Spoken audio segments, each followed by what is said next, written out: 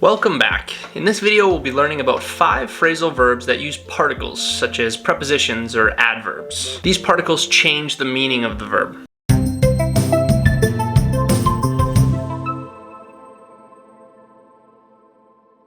Our first phrasal verb is to take out.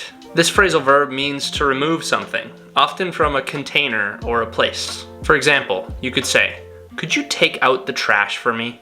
Or, "I need to take my books out of my backpack." Our second phrasal verb is to pick up. This phrasal verb means to lift or collect something. For example, you could say, "Could you pick up some milk on your way home?"